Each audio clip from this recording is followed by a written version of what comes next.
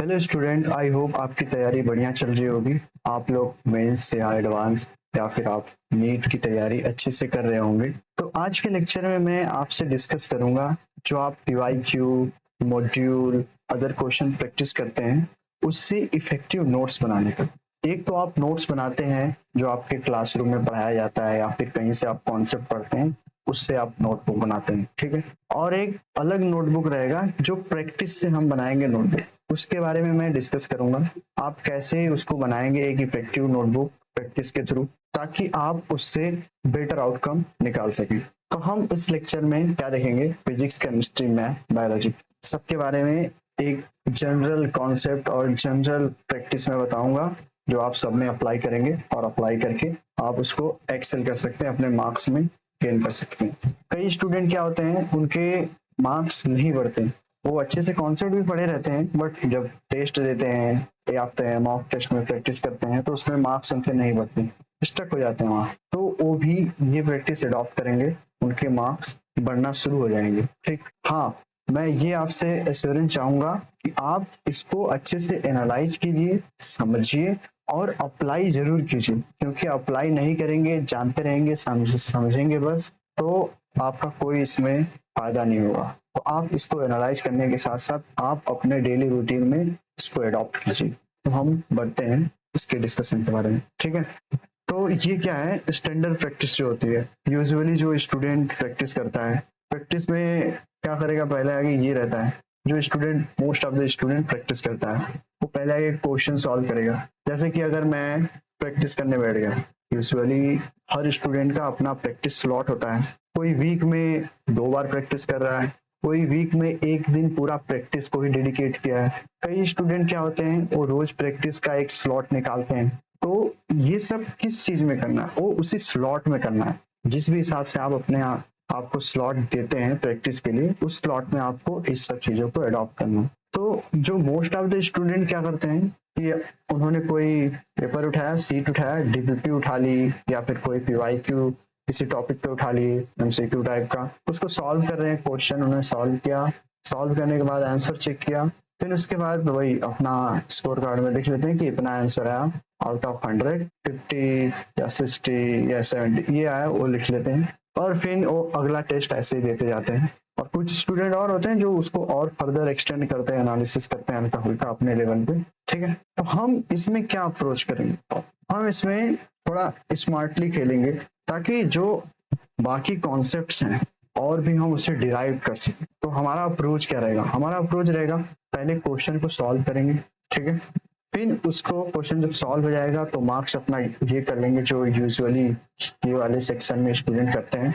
ये करने के बाद हम एनालिसिस करेंगे, एनालिसिस और 4 option and extract the hidden concept, ठीक है। हम सब ऑप्शन को एनालिसिस करके जो अलग अलग कॉन्सेप्ट हमें मिलेंगे उसको एक्सट्रैक्ट करेंगे, फिर उसको नोट डाउन करेंगे, ठीक है। और हमारा गोल क्या रहेगा, इस चीज को करने का पर्सपेक्टिव क्या है, ये चीज करने से फायदा क्या होगा। इसमें क्या होगा कि आप जो टाइम प्रेशर होता है एग्जाम में, अगर यूजुअली बात करूं मैं नीट यूजी का एंड जेडबलई मेन का, ठीक है, जेडबलई मेन जो होते हैं उसमें एडवांस का भी स्ट्रेटजी में लाया हूं, उसमें अभी बात करूंगा मैं, थोड़ा इससे अलग रहेगा बट जिसके थ्रू ही हो जाएगा, ठीक है। अल्टीमेट हमारा गोल क्या है कि हमें जो पैटर्न है, क्योंकि हमें ऐसे एग्जामों में कम टाइम में अच्छे क्वेश्चन करने होते हैं, तो हमें पैटर्न भी उसमें रिकॉग्नाइज करने आना चाहिए। तो हम इस प्रैक्टिस के थ्रू जो पैटर्न्स होते हैं अपने ब्रेन को ट्रेन करेंगे। जैसे आज इस समय आप देख रहे हैं आई वगैरह का ट्रेनिंग मॉडल, तो बेसिकली हमारे ब्रेन से ही डिराइव्ड हुए हैं, इन्फ्लुएंस होके ही ऐसे किए जाते हैं। तो हम अपने गोल को ध्यान में रखते हुए अपने ब्रेन को पैटर्न रिकॉग्निशन का प्रैक्टिस करवाएंगे, लॉट ऑफ प्रैक्टिस के थ्रू, और ये चीजें फॉलो करेंगे। तो आइए हम देखते हैं हम कैसे अपने रोड मैप को आगे लेके जाएंगे, कैसे हम फॉलो करेंगे, कैसे अप्लाई करेंगे उसको। तो हम नेक्स्ट स्लाइड में देखते हैं। तो हम इसको 3 स्टेज में करने वाले हैं, ठीक है। मेनली जो 3 स्टेज रहेगा, फर्स्ट स्टेज क्या है, फर्स्ट स्टेज है आपका टाइम बाउंड, ठीक है। आप टाइम बाउंड में टेस्ट देंगे या फिर कोई प्रैक्टिस करेंगे।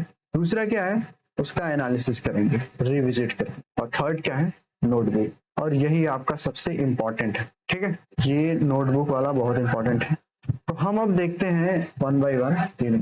टाइम बाउंड से मतलब क्या है? टाइम बाउंड से जैसे आपने कोई टेस्ट हो गया, प्रैक्टिस टेस्ट 1 हो गया, प्रैक्टिस टेस्ट 1, ठीक, आपने दिया उसको टाइम। अब टाइम भी कैसे आप यूटिलाइज करेंगे कि कितने टाइम किसको देना है। अगर मान लीजिए आप फिजिक्स दे रहे हैं, अगर सब्जेक्ट वाइज दे रहे हैं तो उसमें आप देखेंगे कितना क्वेश्चन करेंगे, ठीक है।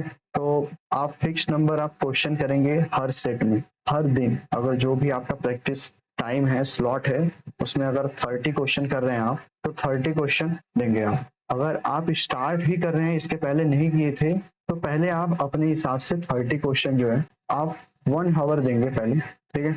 अगर 1 आवर में नहीं हो पा रहा है, कई बच्चों से हो भी जाएगा जिनकी प्रैक्टिस अच्छी खासी रहेगी, 1 आवर में अगर नहीं हो पा रहा है तो पहले आप इसको टाइम बाउंड नहीं करेंगे, ठीक है। पहले आगे आप 30 क्वेश्चन बैठ के सॉल्व करेंगे।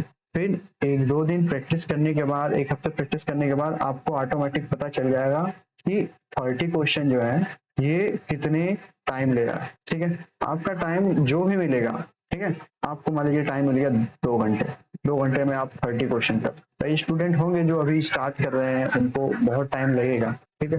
वो 30 क्वेश्चन को 2 आवर में कर रहे हैं, तो वो अपना रिड्यूस करते जाएंगे, ठीक है।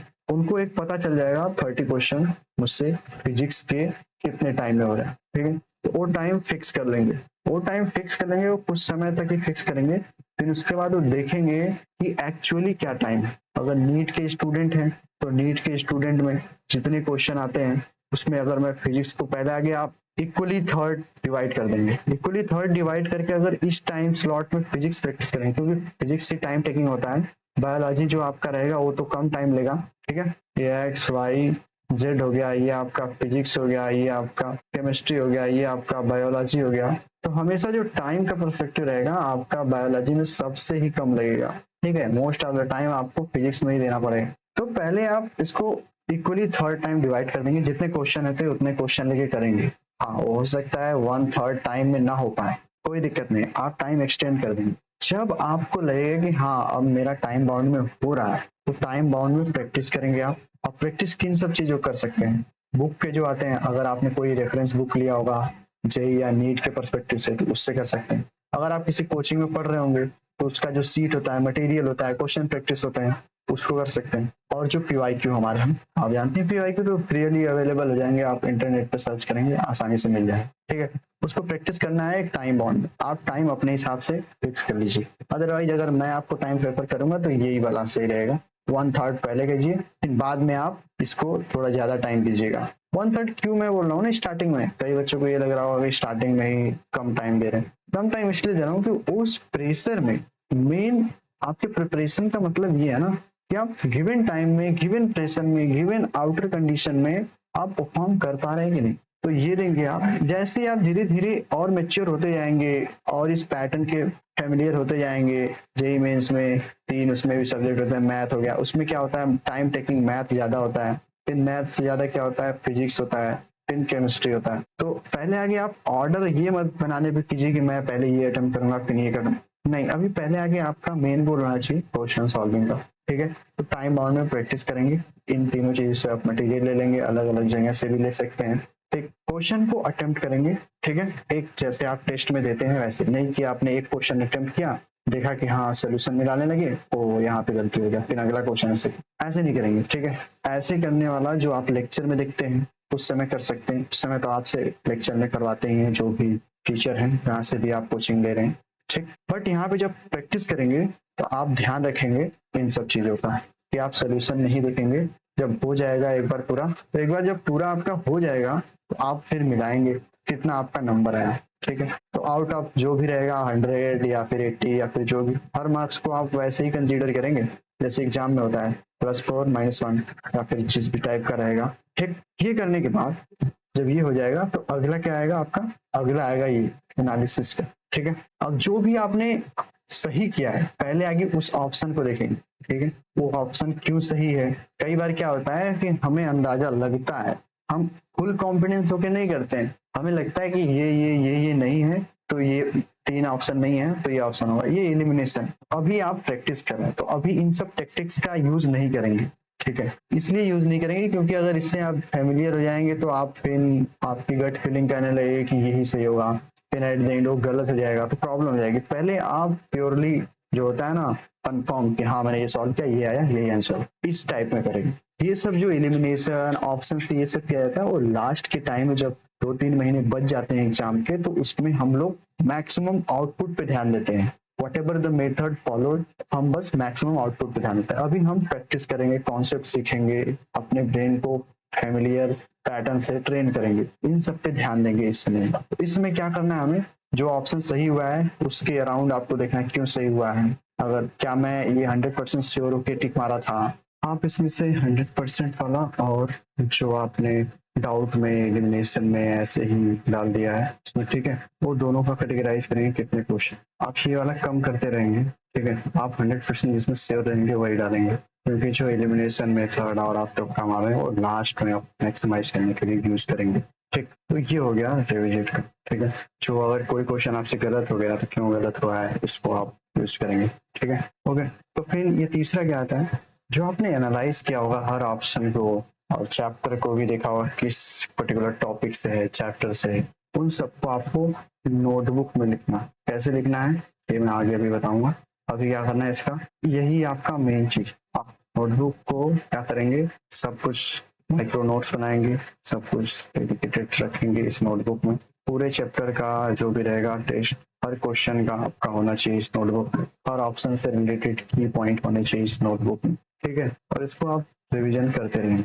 ओके, तो अब हम बढ़ते हैं अगले तरफ। ठीक है, अब हम बढ़ते हैं अगले स्लाइड की तरफ। तो इस स्लाइड में हम लोग देखेंगे ऑप्शन बाय ऑप्शन एनालिसिस। ठीक है, पहला क्या है, करेक्ट ऑप्शन का एनालिसिस। ठीक है, अब करेक्ट ऑप्शन का एनालिसिस करना भी बहुत जरूरी है। ठीक, तो इसमें जैसे ये है, don't just confirm that you got a right. ठीक है, राइट ऑप्शन को पाने से ऐसी बड़ी बात नहीं है कि आपने सही कर दिया, बहुत बड़ी बात हुई। आप एनालिसिस करेंगे किस पॉइंट पे वो सही हुआ है, आपने जो कॉन्सेप्ट पढ़े थे पहले से कोचिंग में या फिर कहीं और से आपने मार्क डाउन किए थे, उससे रिलेट कर पा रहे हैं कि नहीं। एट दिन जो आप पढ़ रहे हैं उस डायरेक्शन में जाके ऐसे रिलेशन हो रहा है उससे, कुछ भी नहीं, कुछ रिलेशन स्टेब्लिश हो रहा है कि नहीं। अदरवाइज आप पढ़ रहे हैं कुछ ऐसे, हाँ आपको कुछ कॉन्सेप्ट समझ में आएगा, लेकिन अगर डायरेक्ट कुछ मैच नहीं कर रहा है आप कोचिंग से, तो थोड़ा कोचिंग में इम्प्रूवमेंट की नीड आप या फिर अपने तरीके से कुछ ऊपर डालिए। ठीक, तो ये सब कुछ इंपॉर्टेंट क्वेश्चन है। जो सही ऑप्शन जो हो जाएगा उससे आप चेक करें, क्योंकि सही ऑप्शन भी बहुत इंपॉर्टेंट है, इसका भी एनालिसिस करना चाहिए। और जो ऑप्शन सही नहीं रहेंगे, जैसे कि आपका कोई एक क्वेश्चन है ये सही हो गया, ठीक है, और 3 ऑप्शन जो रहेंगे वो नहीं सही होंगे, तो आपको इसको छोड़ नहीं देना, आपको इसको एनालाइज करना है। मोस्टली पीवाईक्यू जब आप करते हैं तो उसमें आपको 3 जो ऑप्शन नहीं सही हैं उस पर्टिकुलर क्वेश्चन का, यहाँ पे कोई क्वेश्चन है, उस क्वेश्चन के जो 3 ऑप्शन नहीं सही है, जो 3, इसको आप एनालाइज करेंगे कि हाँ ये ऑप्शन ही क्यों है। क्योंकि कई बार क्या होता है, ऑप्शन जो क्वेश्चन पूछा रहता है उसके ही सिमिलर से ही कुछ कंफ्यूजिंग टाइप के ऑप्शन भी दे दिए जाते हैं, क्योंकि अगर कोई स्टूडेंट अगर पूरी तरीके से अच्छे से नहीं पढ़ा है उसको उसमें कंफ्यूजन प्रोड्यूस हो जाए। ठीक, तो आप एग्जामिनर की मेंटालिटी को भी समझेंगे कि वो क्या पैटर्न में, क्या बैकअप द माइंड में ध्यान रख के कर रहा है। तो ऐसे भी आप रहेंगे कि हाँ ये ऑप्शन देखिए आया, इस ऑप्शन का ये सही था, ये जो ऑप्शन मिल रहे हैं जो ऑप्शन नहीं सही है वो इसी क्वेश्चन से काफी रिलेटेबल है या फिर काफी ही अपोजिट है। ठीक, इस ऑप्शन के काफी क्लोज रहेंगे या फिर काफी दूर रहेंगे।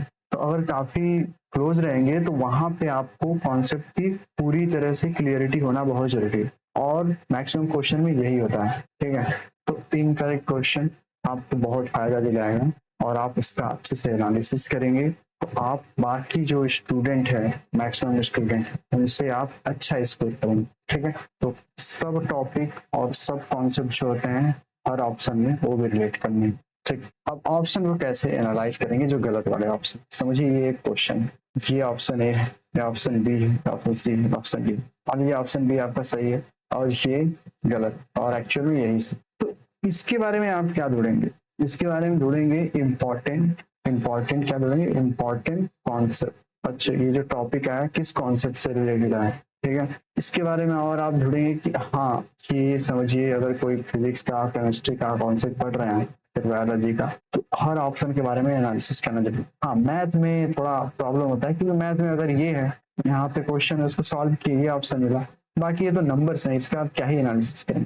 उसमें मेन क्वेश्चन का एनालिसिस करना जरूरी होता है मैथ वाले। बट फिजिक्स केमिस्ट्री, बायोलॉजी, इन तीनों सब्जेक्ट में आपको हर ऑप्शन कुछ न कुछ सिखाएगा ही। तो हर जो गलत ऑप्शन है इसके बारे में आप इम्पोर्टेंट कॉन्सेप्ट को भी ध्यान रखेंगे और की पॉइंट भी लिखेंगे। अब की पॉइंट कैसे लिखेंगे, जो ऑप्शन दिया है इसमें अदर देन करेक्ट वाले भी की पॉइंट कैसे लिखेंगे वो मैं आपको बताऊंगा। इस हेल्प से लिखेंगे अच्छे से। आप जो मैंने नोटबुक बनाने को बोला है ना उसको बनाएंगे, ठीक। कीवर्ड सर्च करेंगे, ठीक है, कीवर्ड सर्च करेंगे। कैसा, जो डिस्ट्रैक्टर्स हैं, डिस्ट्रैक्टर्स मीन्स व्हाट, जो ये ऑप्शन दिए हैं ना, ये ऑप्शन कई बार आपको डिस्ट्रैक्ट करने के लिए दिए हो सकते हैं। जैसे मैंने बोला ना कि अगर ऑप्शन किसी भी कॉन्सेप्ट जो क्वेश्चन में पूछा गया है उससे काफी क्लोज होगा तो वो सब डिस्ट्रैक्ट करने के लिए दिए जाते हैं। वो उन बच्चों को फिल्टर आउट करने के लिए दिए जाते हैं जो बस ऊपर ऊपर से पढ़ के आए हैं, बस ऐसे सुन लिए, ऐसा बाद में उन्होंने उस कॉन्सेप्ट पे अच्छे से ध्यान नहीं दिया है। तो हम इससे जो हम प्रैक्टिस कर रहे हैं, नोटबुक बना रहे हैं, पहले आगे तो हर ऑप्शन को तो ऊपर ऊपर से देखेंगे, लेकिन हम वहां पे अपना डाउट बॉक्स भी बनाएंगे जिसमें डिटेल में लिखेंगे हम, ठीक। तो अगली स्लाइड की तरफ बढ़ते हैं। एआई असिस्टेंट, इस समय बहुत सारी एआई जो है वो बहुत फ्री है और अच्छा खासा क्वेश्चन का वो आंसर देते हैं, मोस्ट एक्यूरेट। पहले अगर 1-2 साल पहले जाएंगे आप तो उतना मॉडल जो उनका था एआई का उतना सफिशिएंट नहीं था कि आपको अच्छे से वो एनालिसिस करे, अच्छे से आंसर ढूंढे वो करे। तो हमें एआई का भी यूज करना है। अगर आप जेमिनाई का यूज करना तो जानते होंगे, आई होप सब लोग इन सब चैटबॉट का नाम तो सुने होंगे। क्लॉड हो गया, चैट जीपीटी हो गया, जेमिनाई, ये सब फ्री में ही आते हैं। क्लॉड थोड़ा क्या है, ये थोड़ा अच्छा मॉडल होता है बट ये लिमिटेड टोकन्स देते हैं, ठीक। तो आप चैट जीपीटी और जेमिनाई का यूज करेंगे, ये बढ़िया रहेगा, ठीक है। इससे आप क्या करेंगे, जैसे मैंने बताया कि आपको करना है कोई भी ऑप्शन जिस बारे में आप जानना चाहते हैं, जो सही ऑप्शन है उसके बारे में तो आपने जान ही लिया। अगर और भी जानना है आपको तो जो पेपर है उसमें का आप क्वेश्चन का स्क्रीनशॉट लेंगे, उसको अपलोड करेंगे, ठीक है। आप उसको सिंपल बोलेंगे कि हमें इंपॉर्टेंट पॉइंट चाहिए, रिलेवेंट, जो जेई और नीट प्रिपरेशन के थ्रू उससे रिलेवेंट पॉइंट है, और आप शॉर्ट फॉर्म में दीजिए। ऐसा नहीं कि कुछ पैराग्राफ दे दें। कई बार क्या होता है, चैट जीपीटी को अगर आप कुछ ना बोलोगे, कोई मॉडल है उसको कुछ नहीं बोलोगे तो लंबे में आंसर एकदम डिटेल में एक्सप्लेन कर देगा। तो हमें जो नोटबुक बनानी है ना उस पे हमें यहाँ पे डाउट बॉक्स रखना है और ये रहेगा आपका की पॉइंट वाला। तो इसमें डिटेल में नहीं लिखना है, हमें बस की पॉइंट लिखना है ताकि ये इंड्यूस करे कि हाँ ऐसा ऐसे टाइप के क्वेश्चन आ रहे हैं, ये टाइप के ऑप्शन देते हैं ऐसा ऐसा करने के लिए, और इन ऑप्शन के बारे में ये चीजें डिटेल में होती है, ताकि इसको अगर आप रिवाइज करते रहेंगे तो अगर ऐसा कोई ऑप्शन आएगा तो आप ऑप्शन जो इलिमिनेशन मेथड है वो आपका बहुत स्ट्रांग भी हो जाएगा और आप एक सही डायरेक्शन में इलिमिनेशन मेथड परफॉर्म करेंगे, ठीक है। और भी बाकी कॉन्सेप्ट भी आप इस दौरान सीखेंगे, ठीक है। तो आप हर ऑप्शन का जो इंपॉर्टेंट पॉइंट है वही लिखेंगे, बस बुलेट पॉइंट, पैराग्राफ नहीं लिखेंगे, लॉन्ग पैराग्राफ। यही है एआई का पॉजिटिव यूज करना अपने प्रिपरेशन में, ठीक है। क्योंकि अगर आप इस पैराग्राफ में घुस जाएंगे, कोई क्वेश्चन आपने दिया और आप उसको रिकर्सिवली पूछ ही रहे हो तो ये भी आपका टाइम वेस्ट ही करेगा। रिकर्सिवली नहीं पूछना, आपको एक प्रॉम्प्ट कॉपी करके रखना है, उसी को बार बार यूज करना है। हाँ इसमें इंपॉर्टेंट पॉइंट चाहिए, कोई एक्स्ट्रा चीजें अदर देन नहीं चाहिए, ये जो ऑप्शंस दिए हैं इनके ही रिलेवेंट होना चाहिए, और जो हमारा जेई नीट है इन सब के ही रिलेवेंट होना चाहिए। अदरवाइज वो बहुत डिटेल में देता है, एडवांस टॉपिक दे देगा जो हमारे करिकुलम के बाउंड्रीज में है ही नहीं, वो अलग ही आउट ऑफ बॉक्स, तो उन सब के बारे में नहीं पढ़ना है। एट द एंड आपको एग्जाम क्लियर करनी है, ठीक है। एक्स्ट्रा आप जानते रहेंगे बढ़िया है, लेकिन फर्स्ट प्रेफरेंस आपका होना चाहिए सिलेबस रिलेवेंट, क्योंकि आपको एग्जाम जल्दी से जल्दी क्लियर करेंगे तो बाकी टाइम मिलेगा तो उसमें आप और भी चीजें एक्स्ट्रा पढ़ सकते हैं। लेकिन अगर आप मस्ती से पढ़ रहे हैं, अच्छे से एनालिसिस नहीं कर रहे हैं, सीरियस होकर नहीं पढ़ रहे हैं तो आप टाइम देंगे, प्रॉब्लम हो जाएगी आपको, ठीक है। तो आप अच्छे से एआई का यूज कीजिएगा और हेलुसिनेट मत होइएगा। कई बार एआई आपसे रिकर्सिवली गलत आंसर भी कर देता है, इस समय तो वो चांसेस बहुत कम हो गए। एआई का आप बस relevant and to the point के लिए यूज करेंगे, ठीक है। तो हम आगे बढ़ते हैं, नोटबुक कैसे बनाएंगे और इसमें डाउट बॉक्स का क्या रोल रहेगा, ठीक। जैसे कि ये आपका हो गया एक पेज, ठीक। तो यहाँ पे आप इस साइड में कोई बॉक्स बना लीजिए या फिर कहीं भी एक स्मॉल बॉक्स बना लीजिए। यहाँ पे आप कॉन्सेप्ट लिखेंगे। यहाँ पे कौन सा कॉन्सेप्ट लिखेंगे जो आपको नहीं समझ में आएंगे, किसमें से, जो टेस्ट आपने दिया है ना, प्रैक्टिस सेट 1 PYQ 1 ऐसा कुछ दिया है, उसमें के जो अनक्लियर्ड है, अनक्लियर्ड कॉन्सेप्ट उसको लिखेंगे आप, ठीक है। या फिर फ्रिक्वेंटली आस्क्ड कॉन्सेप्ट जो फ्रिक्वेंटली पूछे जा रहे हैं उस सेट में PYQ में, उसमें लिखेंगे। और ये जो मैं एनालिसिस बोल रहा हूँ ना, आप जब पीवाईक्यू करेंगे तो इसमें बहुत फोकस कीजिएगा, क्योंकि पीवाईक्यू का जो ऑप्शन होता है वो भी बहुत इंपॉर्टेंट रोल प्ले करता है। हाँ, किसी बुक का हो गया, अगर उसका ऑप्शन स्किप भी करना चाहते हैं तो कर दीजिए, लेकिन तभी करेंगे जब आप उस ऑप्शन के बारे में श्योर हो कि ये तो बस ऐसे ही रिलेवेंस का दिया है, कोई मतलब है नहीं, ठीक है, तभी। अदरवाइज आप किसी भी प्रैक्टिस का सेशन देख रहे हो, वीडियो देख रहे हो, या फिर पीडीएफ से कुछ कर रहे हैं, या फिर आपके कोचिंग में कुछ मिला है उसका करेंगे। तो ये डाउट बॉक्स हो गया, ये आपके की पॉइंट हो गए, ठीक है। तो इसमें क्या करना है, सब्जेक्ट वाइज सेपरेट नोटबुक। तो जो मैथ वाले होंगे, जेई तैयारी कर रहे होंगे, ये 3 बना लेंगे, ठीक है। और जो बायो वाले होंगे, ये नहीं करके ये और ये कर ले, ठीक है, अपने सब्जेक्ट वाइज कर सकते हैं। और भी इसमें कैटेगराइज कर सकते हैं, जैसे केमिस्ट्री में 3 पार्ट होता है तो इसको कर लीजिए। आपकी बायोलॉजी में 2 पार्ट हो गया, ठीक है, 2 पार्ट या 3 पार्ट, जैसे जूलॉजी एंड बॉटनी ये सब भी होते हैं, तो उन सबको आप सेपरेट आउट कर लेंगे, अच्छे से हो जाएगा। मैं तो बोलूंगा एक अच्छा सा आप रफ कॉपी लीजिए, व्हाइट पेज वाली, ब्लैंक जो होती है, और थोड़ा मोटा भी हो, ताकि आपको सेपरेट बुक ना करना पड़े, क्योंकि सेपरेट बुक करेंगे तो प्रॉब्लम होती है। एक ही बुक रहना चाहिए आपके पूरे प्रिपरेशन के थ्रू, उसमें इंपॉर्टेंट पॉइंट लिखना है। ऐसा नहीं कि आप इस नोटबुक वाले जो प्रैक्टिस नोटबुक है उसके जो कॉन्सेप्ट लिख रहे हैं उसमें आप डिटेल में एकदम कॉन्सेप्ट क्लियरिटी के लिए लिखने लगे। उसके लिए आपका जो मेन नोटबुक है उसमें आप लिखेंगे, ठीक है। मेन नोटबुक का आप, आई होप आप लोग ये भी फॉलो करते होंगे, मेन नोटबुक का जब चैप्टर कंप्लीट हो जाता होगा उसका अच्छे से रिवीजन कर लेते होंगे, तो उसका एक शॉर्ट नोट भी बना लेते होंगे। अगर नहीं बनाते हैं तो अच्छे से जब रिवीजन हो जाए वो चैप्टर, डिटेल नोटबुक जो है, उसके बाद आप शॉर्ट नोट बना लीजिए। एक शॉर्ट नोट क्या होगा, फार्मूला का होगा, ठीक है, ओके। और दूसरा शॉर्ट नोट हो जाएगा आपका कॉन्सेप्ट, इंपॉर्टेंट जो पूरे कॉन्सेप्ट है, इंपॉर्टेंट नहीं, पूरे कॉन्सेप्ट आप लिख लीजिए। एक तो हो जाएगा, आप हेडिंग लिख लीजिएगा, अच्छा इस चैप्टर में ये है, इसके सब टॉपिक ये हैं, इसके सब टॉपिक ये वाला है, ये वाला है। ये आपके पास लिस्ट होनी चाहिए, ताकि आप जब देखें ना तुरंत आपको पता चल जाएगा, अच्छा ऐसा ऐसा सीन आपके माइंड में जैसे ही किसी चैप्टर का एकदम रोड मैप टाइप का होगा, अच्छा ऐसा ऐसा कॉन्सेप्ट होता है, ऐसे ऐसे टाइप के क्वेश्चन आते हैं, वो आप अच्छे से करें, ठीक है। ये तो हो गया अलग अलग सब्जेक्ट के लिए नोटबुक। अब इसमें आप ब्लैंक पेज नहीं छोड़ेंगे, आप ऐसे देंगे, यहाँ पे लिखेंगे टेस्ट 1 सब्जेक्ट फिजिक्स, ठीक है। फिर उसके बाद यहाँ पे लिखते जाएंगे, नहीं कि अच्छा चैप्टर इसमें भी मैं लिख दूं चैप्टर 2 ये है क्लास 11 का, इसके बारे में यहाँ लिख दूं, इसके बारे में इतना पेज छोड़ देता हूँ, फिर आगे चैप्टर 2 पर नहीं, हमें चैप्टर वाइज नहीं लिखना है, हमें टेस्ट एंड जो प्रैक्टिस हम कर रहे हैं उसके वाइज लिखना है। आप लाइन बाय लाइन लिखते जाएंगे, उसमें ब्लैंक छोड़ने की जरूरत नहीं है, ठीक है। और एक इम्पॉर्टेंट है, ये आप अपने हार्ड कॉपी जो होती है ना, हार्ड कॉपी, कई बच्चे टैब यूज कर रहे होंगे, अगर वो टैब यूज करते हैं तो बढ़िया होता है, क्योंकि वो ऐड में लिख रहे हैं, क्योंकि आप लिख रहे हैं तो ही सही है, आप अपने हैंड से लिखने चाहिए। जैसे मैं ये यूज कर रहा हूँ टैब, तो इसमें लिख रहा हूँ ना मैं अपने हाथ से, ये जरूरी है। आप कॉपी पे लिखिए या फिर टैब पे लिखिए, नोटबुक अपने हाथ से लिखना जरूरी है। ये भी एक इम्पोर्टेंट रोल प्ले करता है। आप लोगों को समझ में आ रहा होगा, ये समझ में आएगा कि ये तो टाइम वेस्ट होगा, लिखेंगे आप ऐसे करेंगे टाइम, नहीं, ये प्रिपरेशन का एक पार्ट। प्रिपरेशन करते करते आपको लिखना भी बहुत जरूरी है, क्यों, लिखने से हमारे ब्रेन का रिटेंशन टाइम बढ़ता है और ब्रेन अच्छे से किसी कॉन्सेप्ट को एब्सॉर्ब कर पाता है, ठीक है। कई बच्चे किसी वीडियो को 2x पे करके देख लेते हैं, अगर उन फर्स्ट टाइम पढ़ रहे हैं तो 2x पे करके देखेंगे तो वो अपना ही लॉस करेंगे, क्योंकि जब आंख के सामने से चलती है ना कोई चीज, तो लगता है कि हमें समझ में आ रहा है, लेकिन ब्रेन का रिटेंशन टाइम वो भी घटता है, प्लस वो जल्दी से ही भूल जाता है। आप जब फर्स्ट टाइम कोई लेक्चर देख रहे हो तो प्लीज उसको आप डिटेल में देखिए, नॉर्मल स्पीड पे देखिए, 2x या फिर कोई भी एक्स इफेक्ट करिए, क्योंकि आप प्रिपरेशन कर रहे हैं, ये 1-2 महीने की प्रिपरेशन नहीं है, ठीक है, 1 साल 2 साल लगेंगे, ठीक है, 2 साल तो मिनिमम 11th-12th से पढ़ रहे हैं तो 2 साल तो लगने ही है। तो आप इसको शिद्दत से, आराम से, नॉर्मल स्पीड पे ऐसे करके देखेंगे, जल्दबाजी करेंगे आप लंबे समय तक याद नहीं रख पाएंगे।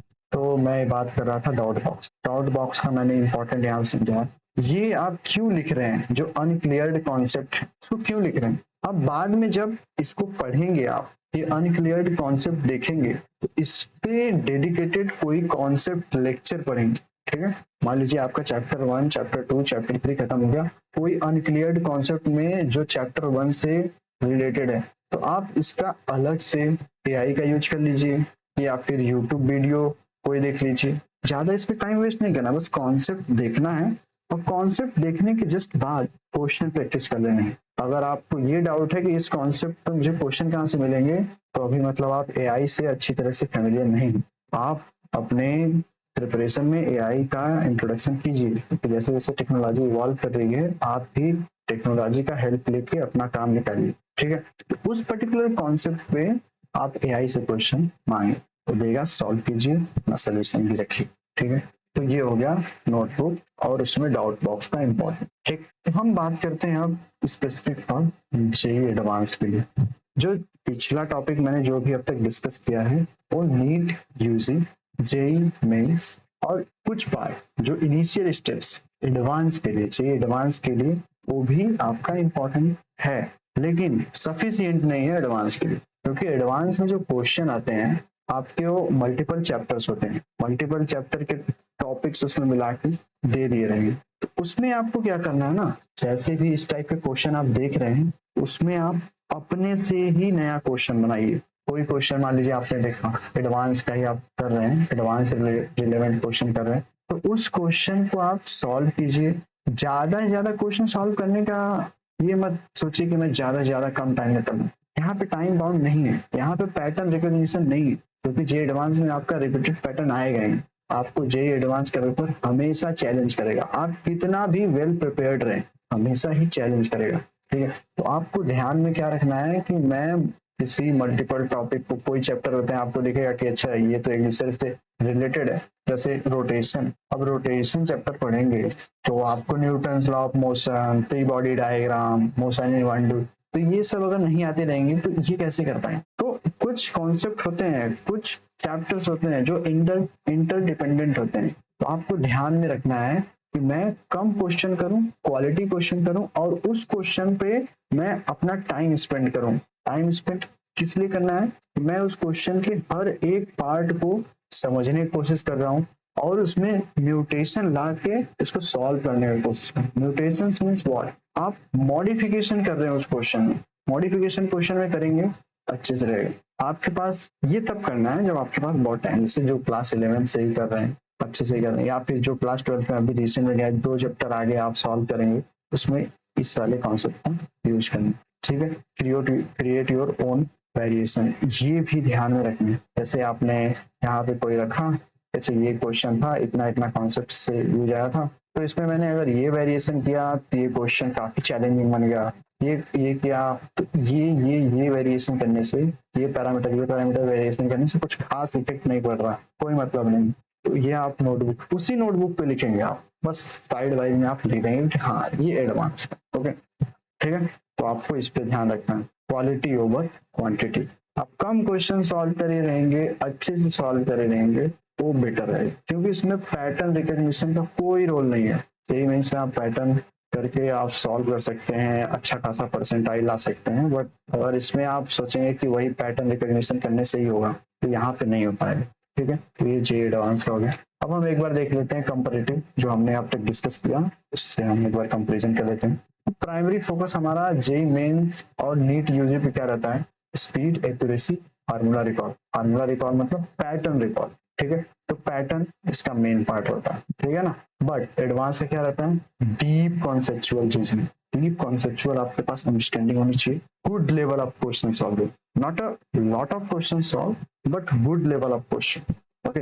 अब क्वेश्चन पैटर्न क्या होते हैं, जेईई मेंस में मेनली फार्मूला बेस्ड होते हैं, कॉन्सेप्चुअल भी होते हैं, और जो एनसीईआरटी लाइन है ना वो यूजुअली बायोलॉजी से, बायोलॉजी के लिए बहुत ही रिलेवेंट। बायोलॉजी में क्या होता है, एनसीईआरटी लाइन एकदम डायरेक्ट आ जाता है कि अच्छा हाँ इसके, अगर आपको पता होगा, पढ़े होंगे तो आए। और रिपीटेटिव पैटर्न होता है जेईई मेन और नीट यूजी, ठीक है। इसमें से क्वेश्चन पैटर्न कुछ होता ही नहीं है, इसमें मल्टीपल कॉन्सेप्ट का इंटीग्रेशन होगा और आपको क्वेश्चन हमेशा सरप्राइज ही करेगा, ठीक है। ऑप्शन एनालिसिस, आपको जो इसमें डिस्ट्रैक्टर दिए, जो ऑप्शन सही नहीं है but very close to correct option, या फिर जो क्वेश्चन पूछा गया है उसका, ठीक, तो उसको आप यहाँ पे ध्यान रखेंगे, यहाँ पे ऑप्शन एनालाइज करेंगे, ठीक है। पैटर्न भी इससे पता लगेगा।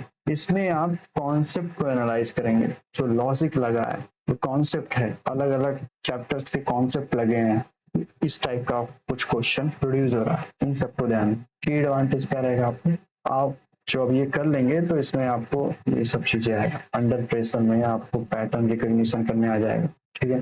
बट इसमें क्या है, अनसीन वेरिएशन। आप जब इस क्वेश्चन को सॉल्व करेंगे एडवांस वाले स्विच को, उसमें टाइम स्पेंड करेंगे और आपने नोट किया उसको रिवीजन करेंगे, तो आप कंफर्टेबल होते रहेंगे इससे, नए नए वेरिएशन क्वेश्चन को देख। अदरवाइज जब एग्जाम में स्टूडेंट जाता है वो नए टाइप का पैटर्न देखता है, पहले आगे तो सोचेगा ये क्या है, कैसे अच्छा कैसे कैसे रिलेट करेगा। कई स्टूडेंट तो क्या होते हैं पहले आगे फार्मूला लिखने लगते हैं, अच्छा हाँ इस कॉन्सेप्ट से ये फार्मूला हो गया, ये फार्मूला हो गया। तो आपको ये जो फार्मूला लिखने वाला चीज है ना, आप अपना प्रैक्टिस में ही करिएगा, ताकि जब आप मेंस एग्जाम या फिर नीट यूजी मेन एग्जाम जो भी होता है आपका, नीट या जेईई में या एडवांस, उसमें जब जाएं तो फार्मूला आपके माइंड में ही प्रिंट हो, कुछ कैलकुलेशन आपके माइंड में हो जानी चाहिए, पेन पेपर बिना उठा। ठीक है, तो फास्ट कैलकुलेशन बढ़िया रहेगा। ठीक है, एक एडवांटेज रोल तो प्ले करेगा अगर फास्ट कैलकुलेट कर रहे हैं तो।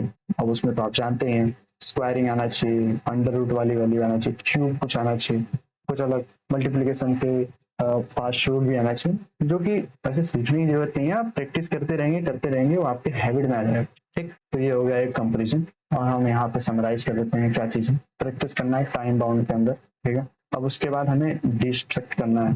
ठीक है, ओके, डिस्ट्रक्चर करना है किस सब चीजों को, जो हमारे ऑप्शन दिए उसको। एआई का भी आप हेल्प ले सकते हैं, जल्दी होगा, आपका टाइम बचाएगा। ठीक है, और उसके बाद आपको नोटबुक बनाना है, और नोटबुक को आपको रिव्यू करते रहना है वीकली। तो ऐसे तो नहीं बोलूंगा मैं कि आप वीक में एक बार कीजिए, आप अपने रिवीजन का स्लॉट बना लीजिए। ये मान लीजिए सुबह वाला स्लॉट, सुबह का 1 आवर या फिर 1 से 2 आवर ये आप दे दीजिए रिवीजन, हर सब्जेक्ट के रिवीजन, हर टाइप का रिवीजन दे, तो इसमें आप इस अपने नोटबुक का भी रिवीजन कर सकते हैं।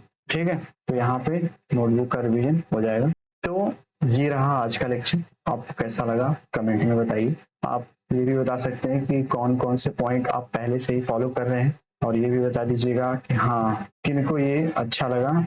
ठीक है, तो मैं मिलता हूँ अगले लेक्चर में। Thank you.